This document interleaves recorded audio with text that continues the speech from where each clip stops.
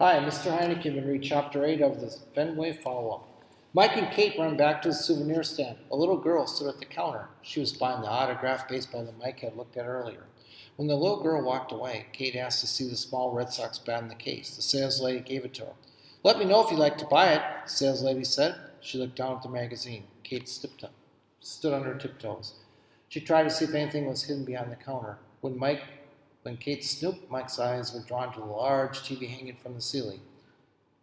Loopy Lenfield had just struck out 3 A's hitters in a row. The first half of the 8th inning was over. Boston would only have 2 more innings to score some runs. The sales lady looked up at Kate. Kate put the small red bat back on the counter. Then she noticed the other items clustered around the register, including a jar of Red Sox pencils and pens, some Red Sox toothbrushes, and some bottles of Rawling liquid pine. Kate picked up a bottle of pine tar. "What's that?" she asked Mike. "It's sap from a pine tree. It's sticky. Players rub it on the handle of the bat to make it grip easier," said Mike. "It keeps the bat from slipping out of your hands when you swing hard." Kate nodded. She put the bottle down and studied the miniature Red Sox bat that was still lying on the counter. "Sticky. It makes the bat sticky," Kate said. She seemed lost in thought. In front of them, the sales lady twirled a pencil in her hand. "Thanks for helping me," Kate said. "I'll come back later if I decide." The sales lady nodded without even looking up. Kate pulled Mike with her towards the back of the store. "Mike, pine tar makes bats sticky." "Yeah," he said, still distracted by the TV, "and water makes you wet." "You've really learned a lot lately, haven't you?" "Yes, if you want to know, I have," said Kate with a smile. "In fact, I just learned something important. I found out where the bat is. Want to see it?" Mike's jaw just dropped. What was Kate talking about? Before he could ask, she took off for the racks in the far wall. Mike hustled to join Kate at the back of the store. She browsed through racks of red and blue Red Sox t-shirts. "What are you doing? Are you buying a shirt?" "No." "What about the bat?" "No, I'm not buying a shirt. I want to have an excuse to look in the back of the shop." Kate ducked between the racks of posters and stood in front of a bin of replica Big D green monster bats. Mike looked at the front counter. A noisy group of high school students had come in the shop and were throwing a foam baseball around. The sales lady was trying to get them to stop. Kate sifted through the bats. After a few seconds, she found what she was looking for and pulled one of the bats. "That looks just like the one that Grandpa Kevin gave his grandson," said Mike. "No, it doesn't," said Kate. She yelled, "Here, feel this." Mike touched the handle of the bat. It was sticky. It felt like someone had eaten a sloppy peanut butter and jelly sandwich and left fingerprints all over the bat. Suddenly, the pieces fell into place. "Pine tar," he said. "It's Big D's bat." "Exactly.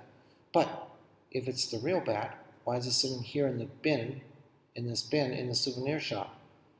It's just like what the Yankees did with their initials on the scoreboard. Someone hid it in plain sight," said Kate. "Why would anyone think it was the real bat? I saw it earlier and I didn't think much of it. And who would want to buy a dirty bat when you can have a nice clean one? It's perfectly safe." The sales lady was ringing up purchases for a few of the high school students. She wasn't paying attention to Kate and Mike. Kate went on, "I bet the photographer stole the bat when Wally tripped.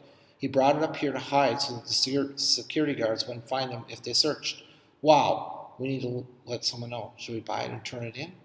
"But we don't have enough money," said Kate. She looked at the price tag. "But I have an idea." Kate took a Red Sox t-shirt and covered the sticky back with it, making sure the sales lady wasn't watching. Kate popped open the end of one of the poster tubes and slipped the bat inside. Then she slid the tube under the poster rack. "That should keep it safe from the thief. Boy, will they be surprised if he comes back and the bat is gone. Let's go tell Bobby."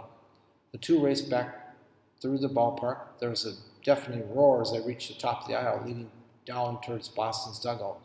Almost all the fans were cheering. With one runner on base, the Red Sox batter had just nailed a long shot out to right field. The right field missed the ball and then bobbled the throw. That left Red Sox players in second and third with no outs. Maybe Boston finally had a chance. As the fans settled down, Mike and Kate scanned the field for Bobby. Mike spotted him crouched down near the Red Sox dugout. Big D would be up next. Mike and Kate hurried to the ball field. "Bobby!" Bobby turned around to see Kate and Mike. "What's up? We've got some big news." She motioned for him to come closer. Bobby slid over against the wall. He tilted his head back a little so he could listen to Kate as she whispered. He kept his eyes on the game the whole time. Kate told him the entire story about the bat in the souvenir stand and what the photographer had done. "Wow, that's amazing," said Bobby. While they were talking, The Boston batter hit a single down the third line and made it to first. Finally, 3 men on base for the Red Sox, and Big D was up. Boston could pull ahead if Big D could hit a home run. I'll be right back. Don't go anywhere. Bobby ran to the dugout and brought the new bat that Nathan had given Big D earlier. Bobby rubbed a little pine tar in the clean handle and whispered something in Big D's ears. Big D's face broke with a big smile. He took the bat, swung 3 practice swings, and stepped into the batter's box. Bobby gave Kate and Mike a thumbs up.